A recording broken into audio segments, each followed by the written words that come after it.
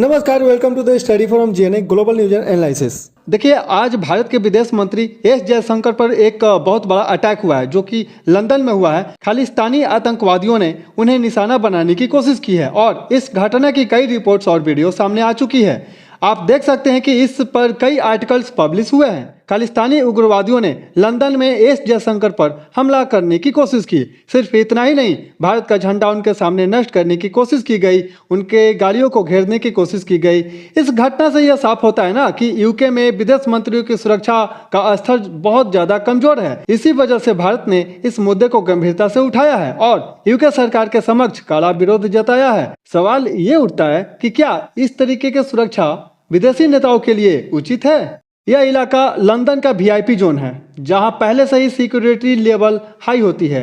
यह यूके सरकार की इमारतों से घिरा हुआ एक क्षेत्र है। इस जगह पर मीटिंग खत्म करने के बाद कई मुद्दा पे यूके सरकार के साथ में चर्चा हुई और इसके बाद बाहर निकल रहे थे। जैसे ही उन्होंने बाहर निकला, गाड़ी में बैठने का प्रयास किया, तभी खालिस्तानी प्रदर्शनकारियों ने उनके गाड़ी को घेर लिया। यह आप देख सकते हैं। वहां कुछ बैरिकेड थे, मगर कोई पुलिस उन्हें रोकने की कोशिश नहीं कर रही थी। कुछ प्रदर्शनकारी बैरिकेड लांघकर आगे आ गए और एक तो सीधे जयशंकर प्रसाद के गाड़ी के सामने खड़ा हो गया। उन्हें भारत के राष्ट्रीय ध्वज को भी नुकसान पहुंचाने की कोशिश की। तब जाकर यूके पुलिस ने थोड़ी सी प्रतिक्रिया दिखाई। तब जाकर यूके पुलिस ने उस आदमी को पकड़ा और वहां से हटाया। लेकिन सवाल ये उठता है कि इतनी देर क्यों की गई? क्यों इंतजार किया गया जब तक कि प्रदर्शनकारी गाड़ी के सामने आकर सुरक्षा में सेंध न लगा देते? यह बेहद शर्मनाक है कि एक महत्वपूर्ण देश के मंत्री की सुरक्षा को इतने हल्के में लिया गया। जरा आप सोचिए, अगर यूएस के सेक्रेटरी ऑफ स्टेट की गाड़ी के साथ ऐसा होता तो क्या होता? तब तो यूके सरकार की इतनी ढील बरतनी पड़ती कि वही समझते हैं। क्या अमेरिका इसे हल्के में ले लेता? शायद ही नहीं लेता, बल्कि अमेरिका इस पर सख्त कार्रवाई करता और यूके को जिम्मेदार ठहराता। भारत पहले भी यूके से इस मुद्दे पर नाराजगी जता चुका है।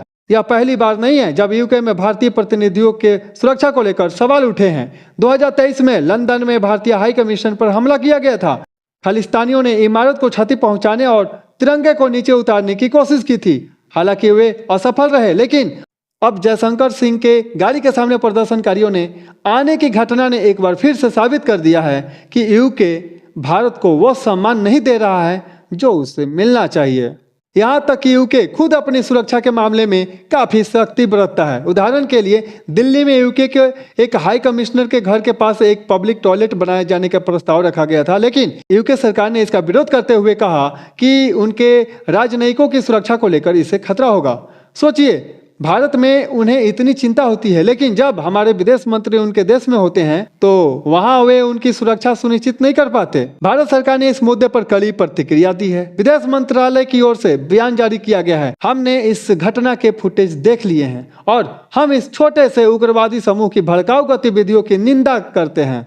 हम उम्मीद करते हैं कि यूके सरकार अपनी कूटनीतिक दायित्वों को पूरा करेगी। यहाँ ध्यान देने वाली बात यह है कि 1961 में Vienna convention of diplomatic relation नाम की एक अंतर्राष्ट्रीय संधि बनाई गई थी।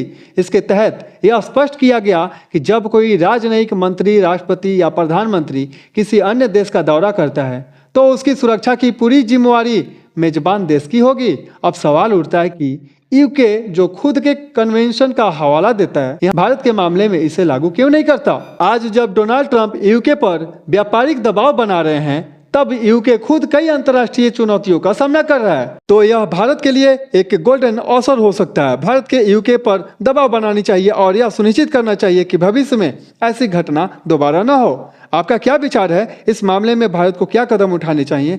आप अपने विचार कमेंट सेक्शन में बताएं। मैं आपकी राय को जानना चाहूँगा और आप चैनल पर नए हैं तो सब्सक्राइब कर लें। धन्यवाद।